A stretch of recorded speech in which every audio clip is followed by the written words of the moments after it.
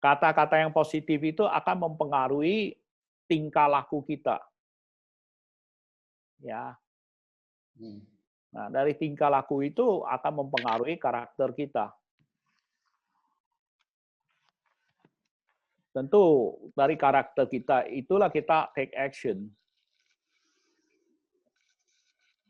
Ya. Dengan take action itu kita akan mencapai hasil. Ngomongin di mana? Ya. Jadi heart, thought, attitude, words, behavior, character, action, success. Dan kita melakukan apapun itu akan terjadi kayak gitu. Duduk, udah bagus. Nah, sekarang kita selalu introspeksi kita ada di mana. Apakah kita di atas atau kita ada di bawah. Kita sedikit bicara mengenai yang di bawah. Di bawah itu kecenderungan orang itu menyalahkan COVID, menyalahkan situasi. Apapun kita nyalain, dan kita tidak mencapai apa-apa, kita selalu alasan, excuse, karena ini, karena itu. Lebih jelek lagi, kita selalu bilang, gua mah oke-oke aja. Ya. Nah, kalau kita di situ itu berarti kita mengeblok kita sendiri untuk mendapat ilmu, untuk mencapai sukses selanjutnya. Ya, tapi kalau kita bisa sadar diri untuk mulai mengambil ya posisi kita di atas, yaitu apapun yang terjadi dengan saya itu adalah tanggung jawab saya. Dan itu tergantung saya itu mengambil action, accountability. Karena memang saya memiliki, ya, I own my business. Saya itu own my success. Ini suatu slide yang sering diputar action coach, ya, tapi itulah memang set up mindset seorang mau sukses atau enggak. Kalau orang yang nggak sukses selalu cari alasan. Orang yang sukses selalu akan cari how can we do better. Tapi ini semua kembali ke choice masing-masing. Makanya di coaching itu kita selalu bilang kalau murid itu siap, guru datang. Kalau dia nggak siap, you mau ngomong kayak apapun, you never take any action. Ya. Nah, the only failure adalah kamu tidak partisipasi. Jadi artinya kalau mau kerjain sesuatu itu benar-benar your heart, your mind, and your body should be there. Kalau Anda partisipasi 100%, Anda akan mendapat hasil 100%. Ya. Nah, ini sebenarnya diambil dari Stephen Covey. Tapi ini akan cocok sekali setiap kali kita di coaching pun kita udah dengar begitu banyak, kita tanya, dari Anda ngomong itu seberapa banyak sih yang di dalam lingkaran pengaruh Anda? Ya, bisa aja Anda cuma ngomong begitu banyak, itu semua di luar pengaruh lingkaran Anda. Kalau Anda memperhatikan segala sesuatu yang di luar pengaruh lingkaran kontrol Anda merasa tidak berdaya. Contohnya, kita ambil contoh yang paling simple aja. Sekarang yang paling ngetren kan kita ngomong COVID. Percuma lo ngomong COVID, angka itu banyak hal yang di luar kontrol kita. Nah, sekarang apa yang bisa di dalam kontrol kita? Yaitu imunisasi kita harus tinggi. Nah, untuk mencapai imunisasi itu bisa tinggi, kita harus makan yang bergizi, tidur yang nyenyak, jangan capek, olahraga, itu semua yang bisa kita kontrol. Keluar pakai masker, ya, sering cuci tangan, jaga jarak, itulah lingkaran kontrol kita, selesai. Ya. Tapi kita, waduh sampai ininya, sampai vaksin belum keluar, kita pusing segala macam, itu lingkaran concern. Makin lu ngomongin, makin habis energi, makin kamu pusing. Nah, hidup itu akan tenang kalau kita balik lagi ke apa yang kita bisa kita kontrol. Kita fokus di situ, setiap hari melakukan lebih baik aja, udah beres. Nah, di Action Coach kita selalu bilang, kita mengajar orang mancing ikan, ya, tapi kita tidak memberikan ikan terhadap orang tersebut. Jadi, bagi yang udah tahu konsep coaching adalah we always ask question, ya, memprovokasi Anda memikir, sehingga Anda come up with a solution. Dari situ kita akan gali 3-4 langkah, sehingga Anda tahu action apa yang Anda mesti lakukan, sehingga merubah keadaan Anda sekarang. Tapi apakah Anda mau rubah keadaan sekarang? Enggak, itu berbalik lagi ke slide pertama. Ya, kalau kamu masih blame itu salah orang lain, semua salah orang lain, you cannot do anything. Selalu inward looking, merubah dari diri kita sendiri dulu. Nah, saya sebagai seorang coach, hopefully ya bisa make the fun, soalnya sehingga mancing Anda itu merupakan sesuatu kegiatan yang fun, happy. Ya, saya nggak mau, gua udah coaching orang tanpa capek, tanpa pusing. Maunya setelah 1 jam ini itu terbuka wawasannya dan bilang oke, ya we can take some action. Ya. Nah, semua coaching itu hasilnya apa? Muncul suatu kayak bolam yang kebuka, eureka. Oh, gitu ya gitu loh. Dari situlah ya kita bisa take action. Nah, untuk bisa belajar lebih banyak, kita siap-siap harus mencoba mencoret konsep I know kita. Saya tahu itu. Diganti ya suatu sikap, oh, menarik juga. Ternyata ada pola pikir yang berbeda. Ya. Nah, hari ini saya melanjutkan, ini udah seri kedua. Seri pertama kita bilang family business, dari family business ke modern corporate management itu lewatin langkah-langkah begitu banyak. Bulan yang lalu kita udah ngomong bagaimana awal dimulai. Hari ini kita ngomong, nah setelah mulai pada titik tertentu kita butuh bantuan. Nah, masih ingat ya kemarin itu kurva S-nya pertama mulai apa-apa kerjain sendiri, ya setelah rame itu udah mesti perlu bantuan. Nah, hari ini kita mulai lagi. Pada dasarnya bisnis itu adalah proses. Bisnis itu selalu kita tanya, bisnis kita end user, yaitu beli atau pakai produk, service kita karena butuh atau wants. Kalau butuh, fokus kita adalah di volume, karena dia butuh kok. Karena beras itu dia masih butuh kok. Jadi bisnis kita fokusnya di volume sama speed. Seberapa cepat Anda bisa memenuhi kebutuhan tersebut. Dan biasanya harga itu udah nggak bisa ditawar, nggak banyak tawar, karena sesuatu kebutuhan. Makanya bahasa kerennya kita sebut community. Saya bermain di komoditi. Bisnis saya komoditi. Itu needs. Harga udah nggak boleh tawar. Cuma lain ini volume sama speed aja. Tapi banyak bisnis yang justru berkembang karena basic need orang dipenuhi, mulai orang banyak keinginannya. Nah, keinginan itu kita fokusnya di emosi. Ya, sesuatu yang Anda wants itu semua pasti udah sentuh ke emosi. Emosi itu biasanya mainnya di ya scarcity. Ya. Kalau kamu nggak ambil keputusan sekarang itu akan hilang, jadi eksklusif. Jadi ingat, menjalankan bisnis, saya akan analisa bisnis Anda itu termasuk yang needs atau yang wants. Kalau needs itu memang dia butuh punya. Yang dia butuh punya harga sih memang pasti komoditas. Seberapa cepat kamu bisa layanin dan kamu punya volume yang cukup nggak. Ada satu yang wants. Wants itu biasa harus sentuh ke emosinya. Nah, untuk menyentuh emosi harus eksklusivitas. Makanya semua tas, LV, segala macam itu eksklusif. Itu bagian customer-nya. Nah, bagian supplier itu apa? Ada dua hal juga. Apakah Anda produksi dari raw material, bahan baku? Ya, tentu raw material Anda mesti tahu itu gampang didapat nggak? Jangan bahan baku Anda susah didapat. Itu akan menyebabkan bisnis Anda itu agak sulit juga.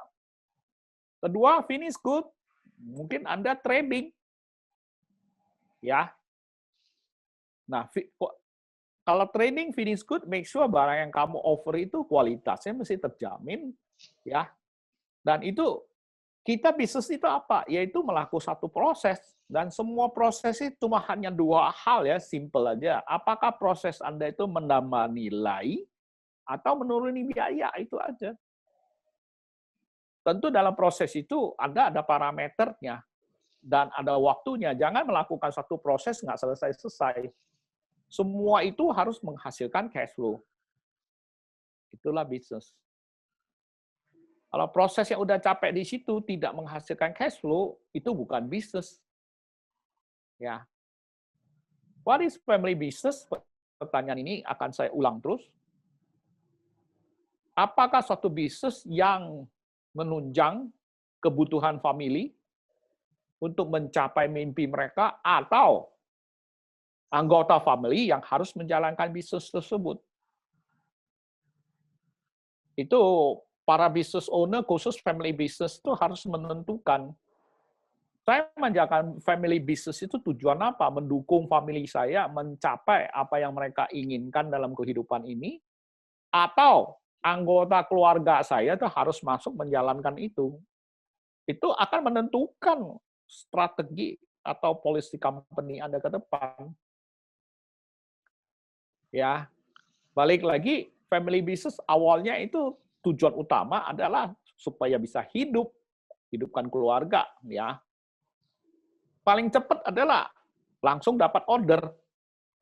Dan setelah dapat order, apapun dikerjakan supaya bisa delivery. Karena di bisnis, tepat janji itu hukum nomor 1. Orang kasih kamu order, kalau kamu tidak bisa menyampaikan order itu, Anda langsung udah turun. Ya. Nah, banyak orang yang cari saya, coach, ini saya sibuk, apa-apa kerja sendiri, saya akan tanya, itu level bisnis Anda di mana? Jadi waktu masih awal itu kamu tuh single fighter. Bukan CEO, kita bilang COE, Chief of Everything. Apa-apa juga Anda kerjain. Dan Anda mau nggak mau jangan ngeluh, itu cepet kerjain. Tapi waktu itu mungkin setahun lah. Kalau ya, jangan sampai bertahun-tahun, tetap Anda semua. Kamu akan capek. Nah, setelah apa-apa kamu kerjain, bisnis mulai muncul, Anda mulai cari orang.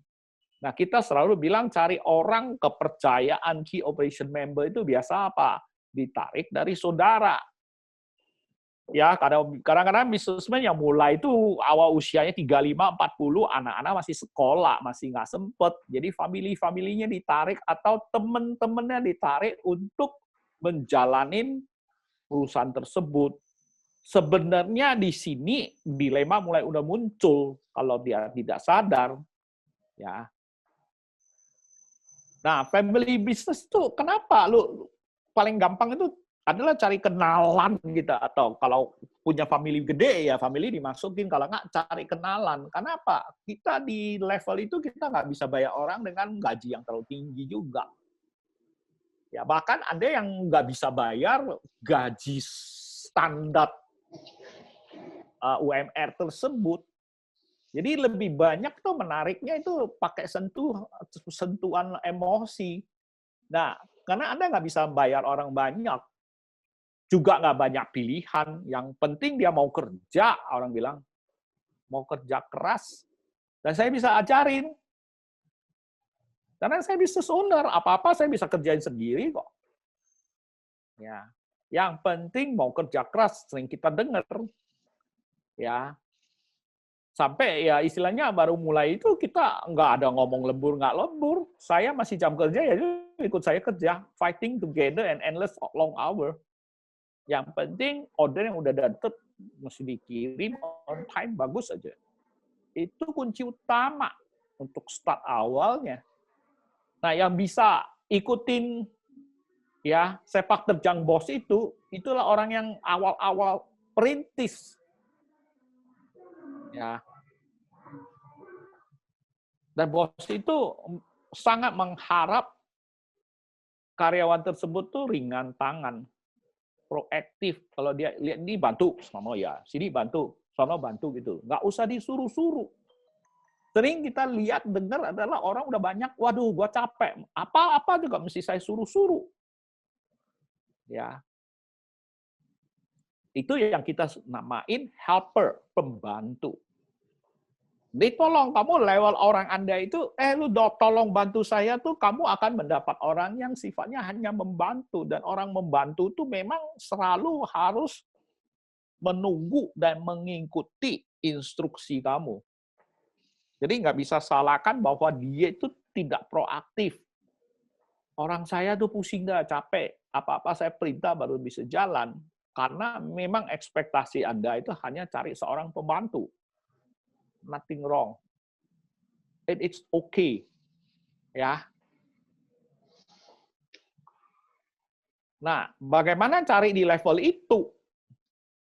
Ya, itu benar-benar adalah lewat emotion, enthusiasm. Anda mesti cerita ini bisnis ini akan maju. Ya, lu bantu saya. Kalau mau maju tuh kehidupan semua orang jauh lebih baik dan sebagainya. Itu awal-awalnya. Tentu di level begini ya, leadership Anda itu convening orang itu tuh penting sekali.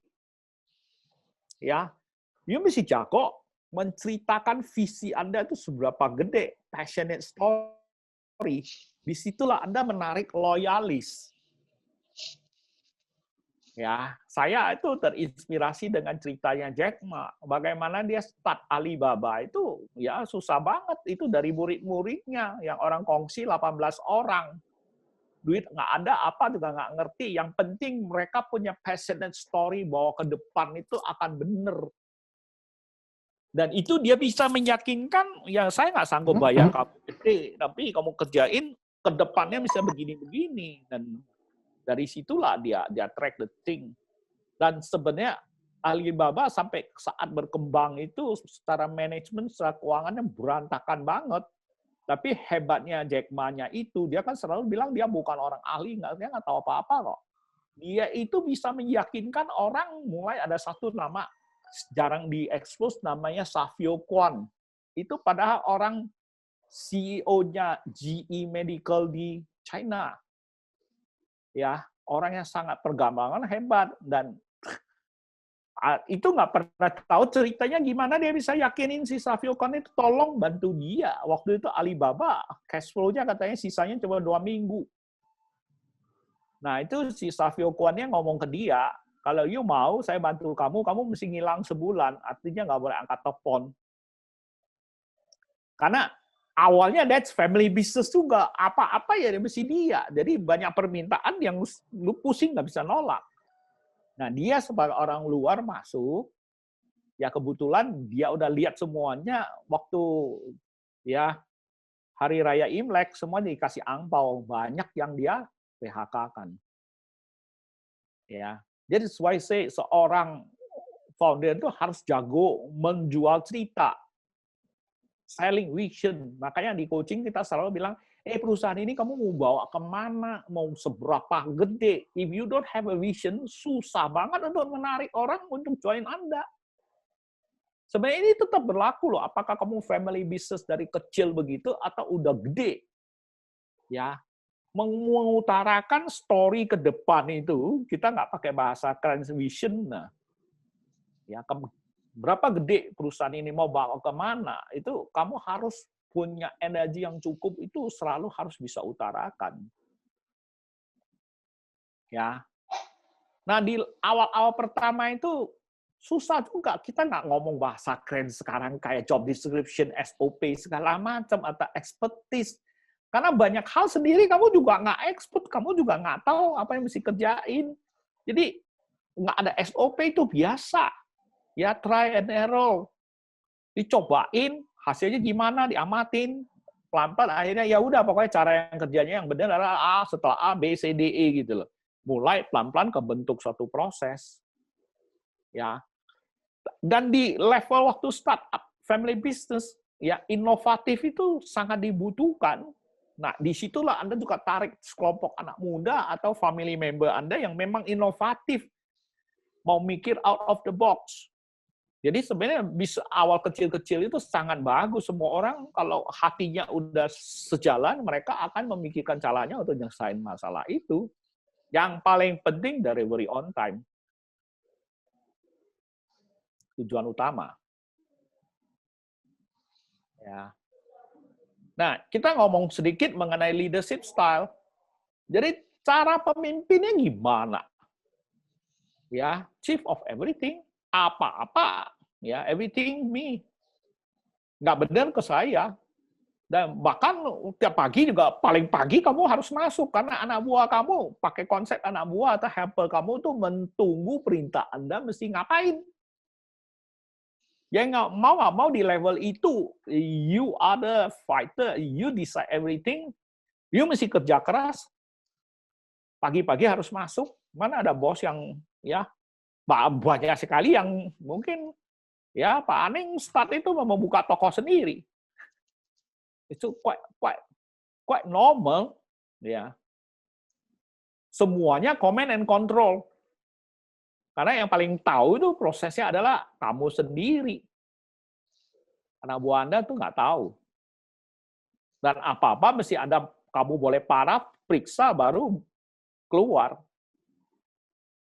Paling penting itu pragmatic speak of execution. Yang penting cepat beresin. Jadi kita nggak masuk teori manajemen yang ruwet-ruwet. Cara pimpin awalnya apa? Ya apa-apa mesti ngerti. Ya apa-apa lo mesti kontrol, ngecek, baru speed of execution. Ya. Yang kamu butuhkan high energy. Nah, sering saya lihat kalau perusahaannya udah makin berkembang segala macam, apalagi family yang waktu bawa anaknya masuk atau second generation nggak punya high energy. That is the issue. Owner tuh selalu high energy. Ya, dia selalu drive. Ya, dia selalu yang menggerakkan ini perusahaan harus kemana. Kemana gitu. Itu ciri khasnya family business as a owner, how they start. Ya. Baru cari orang itu. Jadi kita selalu bilang cari orang yang tepat. Orang itu nggak tepat. Di level ini itu tepat nggak tepat itu Anda sendiri nggak tahu. Orang anggota keluarga masuk, teman-teman ikut masuk, ya no performance standard. Yang penting mau kerja nggak mau, kerja keras, sanggup. Udah masuk. Saya masih ingat teman saya tuh slogannya bagus sekali. Dia itu pabrik kempak. Ya, udah suaranya basic segala macam, gerbang besinya gede, dia sablonin, semprot. Hanya yang bersedia kerja keras boleh lewat pintu ini. Very clear. Dia nggak mau pusing-pusing. Lu mau kerja keras, boleh, ya boleh masuk. Kalau nggak sanggup, nggak usah deh. No performance standard. Yang penting mau dulu. Ya, karena no performance standard, akhirnya no clear payment scheme. Ini mulai jadi masalah. Awalnya itu dengan energi yang bertubi-tubi itu kamu tarik, family Anda masuk, teman masuk, tentu bisnis harus berkembang ya. Kalau bisnis nggak berkembang ya bubar jalan.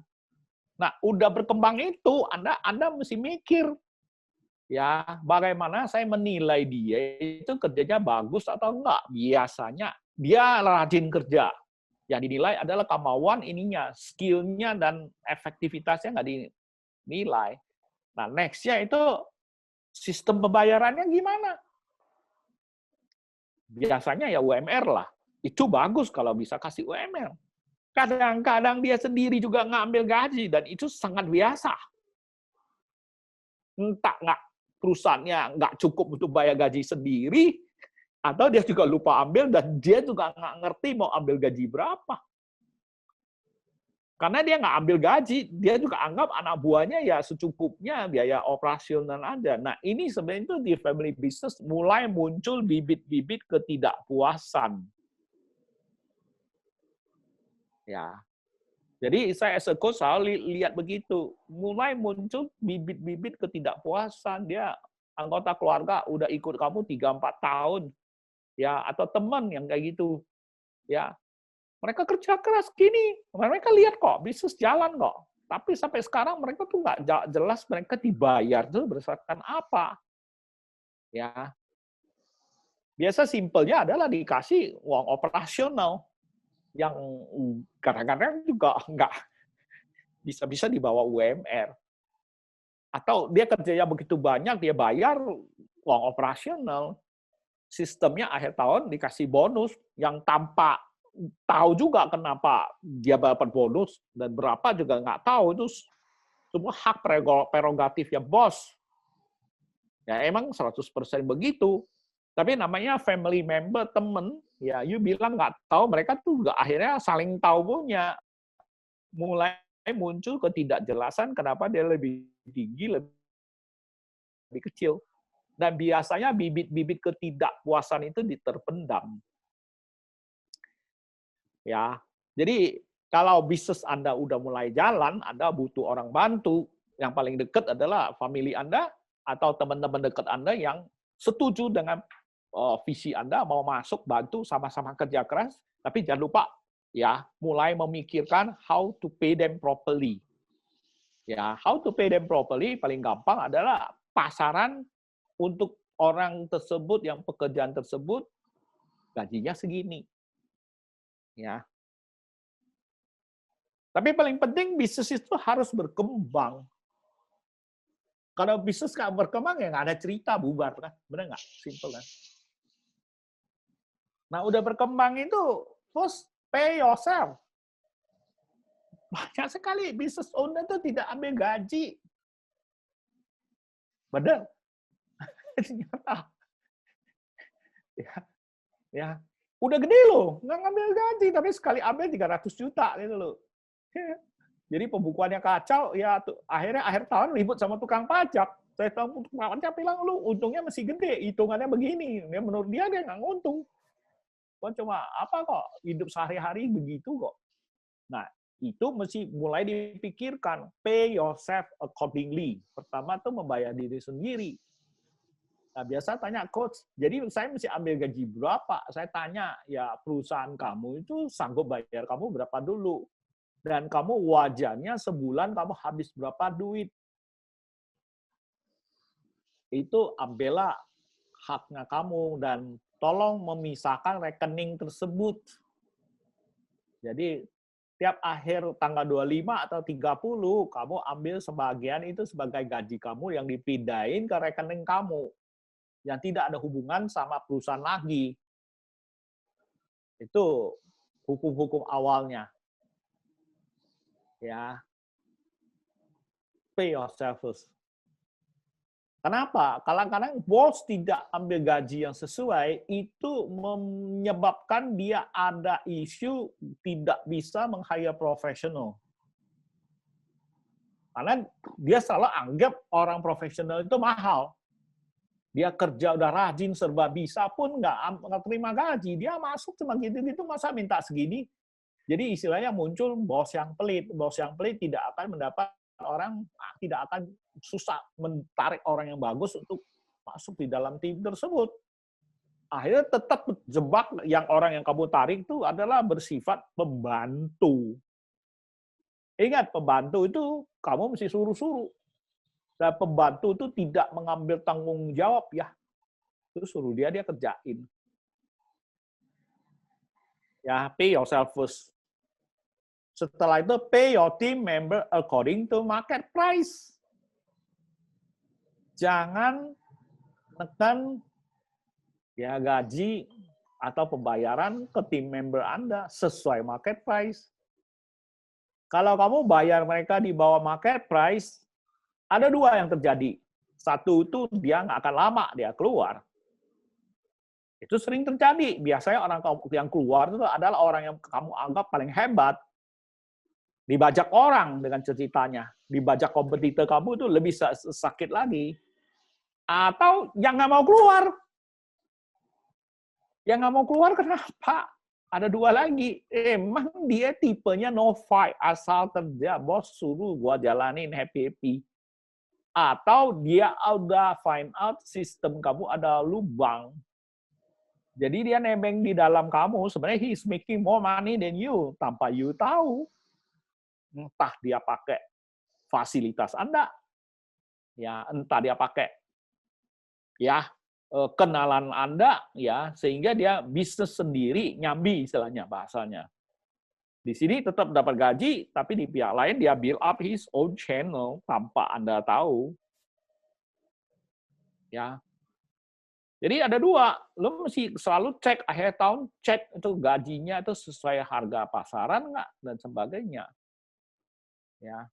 supaya tidak khusus untuk family member. Family member itu waktu kecil-kecil masih oke, sampai titik tertentu itu agak sulit loh.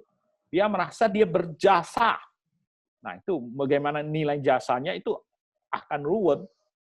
Jadi saya cerita ini kan berseri supaya itu kalau masih awal family basis yang itu, ini tolong diperhatikan, jangan sampai ke jebak yang nggak enaknya di situ nanti. Nah, setelah berkembang sampai level tertentu, udah makin gede, ya pekerjaan itu harus alokasi berdasarkan keterampilan dari member tersebut. Apakah anggota keluarga atau teman tersebut. Kalau dia terampil di situ, ya dia kerja di situ. Tapi semangat dari orang itu tetap dipelihara, ya. Tapi mulai sedikit ada pembagian kerja. Kamu teliti, ya, di bagian admin pun dibagi, kamu bagian stok atau bagian apa. Kamu di bagian operasional yang kirim atau apa, itu mulai ada expertise. Tapi belum sampai kaku banget. Semangat gotong royong itu harus ada. The spirit of all around. Apa-apa juga bisa. Ya. Mulai Anda mendefine job description dan responsibility. Paling penting tuh tanggung jawab mulai ada.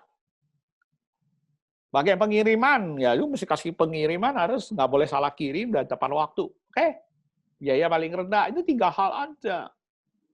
Dan udah mulai nunjuk siapa yang tanggung jawab. Mulailah itu masuk dalam structure tanpa Anda sadar, nggak apa-apa ke kamu. Dan mulailah juga Anda menentukan mereka itu suruh mengambil tanggung jawab. Oke. Disitulah muncul tim mulai dibentuk. Awal-awal start itu namanya gotong royong. Gotong royong apa-apa ada satu bola, semua kerumutin, selesai dulu. Tapi udah mulai gede, mesti bagi-bagi teamwork. Bedanya gotong royong sama tim, si tim itu ada job description yang jelas dan tanggung jawab. Gotong royong, apapun dikerjain, serabutan istilahnya. Tidak ada tanggung jawab, tidak jelas dia mesti kerja apa. Pokoknya ikut rame. Ya. Jadi kalau satu company sampai size tertentu belum terbentuk tanggung jawab dan job description yang clear, biasanya bosnya yang capek. Ya, gotong royong karena bola semua ke dia baru bagi-bagi. Tapi jiwa gotong royong itu bagus. Saling membantu itu tinggi sekali. Cuma gotong royong itu tidak efisien. Nah, mungkin juga tidak efektif. Ya. Nah, di sini mulai setelah job description-nya udah jelas, responsibility udah pisah, pekerjaan itu lebih ya berdasarkan task oriented. Artinya fokusnya di pekerjaan. Bukan melulu relationship atau kepercayaan. Ya. Ada pepatah, saya belajar sama satu konglomerat, dia malah ngomong, orang yang ada di sini semua saya percaya. Tapi saya lebih percaya dengan sistem. Ya.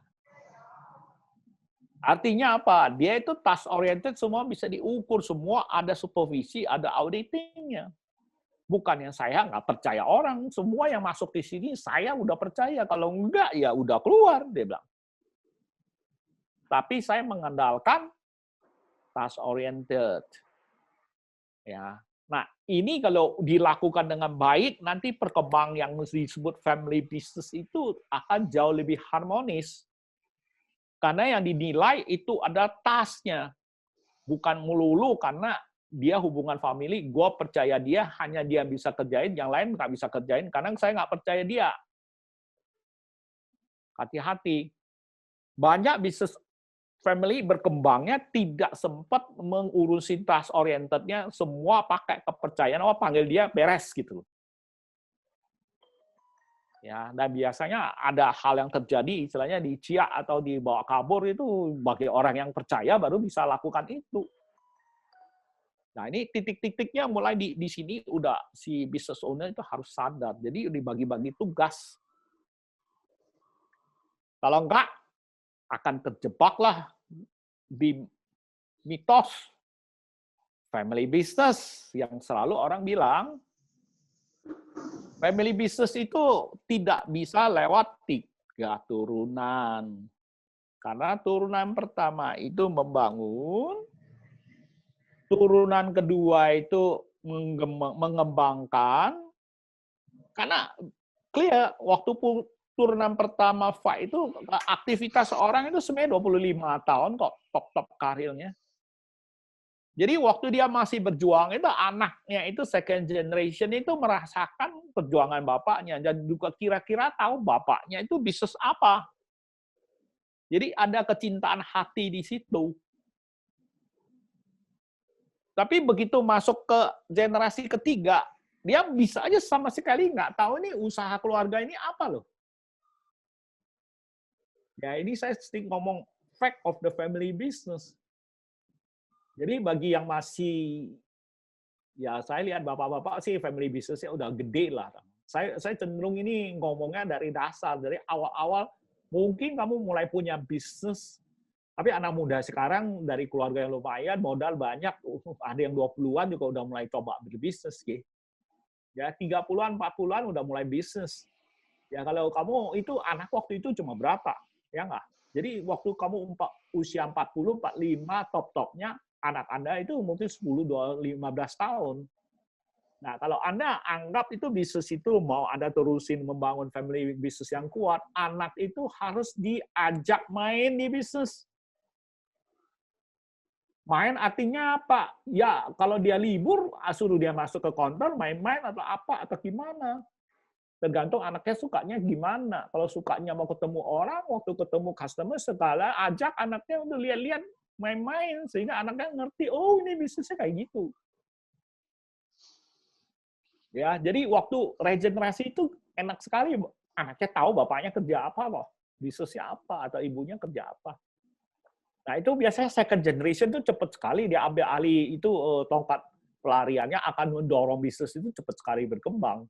Nah, cilakanya itu generasi ketiga yang biasanya udah lumayan lah bisnis family business di Indonesia rata-rata yang kalau bisa lewat 10 tahun itu lumayan gede udah. Dia hidupnya udah enak istilahnya. Ya. Ada yang second generation juga udah bapaknya itu cepat berkembang, ya katanya demi sekolahnya udah dikirim ke Singapura ya. Jadi nggak pernah tahu keluarganya kayak apa. Dan lebih gila lagi libur. Orang tuanya yang mesti ke Singapura, ke luar negeri jalan-jalan, bukan anaknya pulang, lihat bapaknya ngapain. Itulah gap-gapnya yang mesti sadar. Jadi mesti di-planning dengan baik. Sehingga mitos ini tidak terjadi. Ya, banyak perusahaan yang hebat-hebat di dunia ini family business. Ya, bahkan perusahaan asli BMW itu family business. Ya, Siemens itu family business. Ya, Faber Castle itu 7 turunan. Di Asia juga ada banyak yang cuma mereka nggak kurang, nggak diekspos. Kalau yang doyan masak itu Lee Kum Kee itu family business. Itu juga nggak tahu udah 3-4 turunan. Ya, Charles Pokpan itu family business, banyak sekali family business. Ya, nah mereka size sudah gede itu namanya udah go public segala macam, tapi intinya masih yang bikin keputusan itu family loh. Yang di sesi awal tuh definisi family business adalah strategi dan arah perkembangan bisnis itu masih family. Ada di ya tangan-tangan family. Ya, kira-kira sesi ini mengenai bagaimana orang loyal yang kamu masuk, family base, teman base, itu fasenya itu. Dan tim-tim apa kunci-kuncinya yang saya mau tangkap adalah 3 poin. di fase ini family member itu bisanya kimping ya tulang punggungnya operasi bisnis Anda. Tapi di fase ini fokus di bisnis grow. Yang paling penting Anda mesti ambil gaji dan benar-benar memperhatikan ya kenyamanan dan kehidupan yang baik untuk anggota tim member tersebut. Ya, kayak Alibaba itu mereka itu start dengan 18 orang ya, tapi sekarang 18 orang itu kaya semua karena mereka berhasil go public segala macam. Salah satu itu sebenarnya sapamnya dia. Dan hebatnya yang 18 orang itu sekarang udah nggak di perusahaan itu, udah berkembang kemana-mana. Yang masih berperusahaan yang punya GM malah si sapamnya di situ yang jagain. Itu indahnya suatu bisnis yang masih berkembang yang waktu kecil itu sangat family based. Ya. Oke, mungkin di sini kita bisa start session question and answer. Ya, terima kasih banyak Coach atas waktu dan ilmunya. Mau tanya Coach, kalau besok anak kita masuk ke perusahaan kita, itu sebaiknya langsung posisi misalnya wakil direktur atau manager atau GM, atau mungkin dari awal dulu, misalnya jadi sales dulu, jadi admin dulu, gitu. Sesuai DIE-nya seperti itu. Ya. Ini sebenarnya nanti kita ini kan power seri ini kita akan bahas ya. Nanti kita akan sentuh ke sono. Menurut saya sebaiknya Anda punya waktu untuk prepare ke situ. Jadi pertama waktu awal masuknya itu hanya bawa dia lihat-lihat, pengen lihat dia senangnya di mana dulu. Nah, jangan langsung jadi GM atau CEO itu nanti kamu jadi Donald Trump tuh yang bikin kacau semua tuh. Ya, dia kalau seneng apa, mulai kasih dia masuk, ya suruh dia fokus. Karena menjadi seorang CEO itu paling penting tuh you get respect, you know. Ya, Anda dihormati. Ya, menghormati itu Anda mesti menunjukkan keterampilan Anda itu achieve sesuatu. Jadi pertama balikin lagi dua belah pihak, misalnya anaknya suka mana sales, ya udah cemplungin sales, ya kasih proyek, coba deh lu gini. Nah dari situ kalau dia bisa berhasil di sales, kan rekan-rekan lihat memang dia hebat. Daripada begitu masuk langsung jadi bos. Iya betul. Sebenarnya tuh suksesnya anak itu juga stres loh, karena dia ketemu kan family member yang mesti dia panggil cek tante. Tanggung jawabnya langsung banyak gitu ya. Iya, dia tuh ini dan dia perintah nggak bisa jalan karena orang juga bilang siapa kamu. Makanya saya bilang anak kalau mau itu tarik dia masuk, lihat dia senengnya apa, di mentorin sama orang tuanya, dikasih job untuk kerjain apa, harus ada time frame, oke? 3 bulan lu ngapain dah, 6 bulan lu ngapain. Nah, 1 tahun itu lu udah nguasain belum? Udah kuasain. Nah, sekarang mungkin kasih arah, lu mesti tahu juga keuangan, mungkin ke keuangan. Atau lu mesti tahu ini komputer ini sistemnya gimana gitu. Step by step. Jadi regenerasi itu juga nanti anaknya sampai usia 30, 35 baru pelan-pelan lepas kan, itu maturity-nya ada. Jadi saat itu diharapin dia udah keliling semua ya di divisi pentingnya perusahaan, jadi istilahnya nggak mungkin dikerjain lagi sama tim-tim bawah. Betul ya Coach ya. Ya, oke. Begini Mbak, saya enaknya ngomongnya jujur, perusahaan saya termasuk family business. Karena yang ngurusin perusahaan itu adalah anak saya yang 3, termasuk saya. Jadi begini, karyawan kita cukup banyak, 80. Nah, sekarang permasalah saya kan maunya on business. Sedangkan anak saya kerja hanya 5 jam, dan dalam 5 jam itu, maaf ngomong, kencing lagi nggak ada waktu. Aduh, sayang. Kencing lagi nggak ada waktu, sibuk luar biasa. memang mereka tuh rajin, tapi karena mungkin ada kaitan dengan karena dia punya anak, punya keluarga, tentu tidak bisa seperti saya kerjanya 8 jam. Jadi dia kerjanya 5 jam, 4 jam saja. Nah, sekarang nih pertanyaan saya ini hanya cerita awal saja. Tapi sebenarnya aku perlunya adalah on bisnis.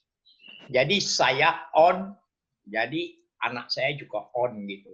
Kalau saya on bisnis, tapi anak saya tidak on, bukan tujuan saya. Saya maunya mereka juga santai-santai. Nah, sekarang pertanyaan saya begini, di proses untuk yang sekarang ini, sampai ke ujung tujuan itu on bisnis, kira-kira yang first step-nya apa? Yang paling first step. Jadi apa yang dulu diselesaikan, sesudah itu kita cerita bobot.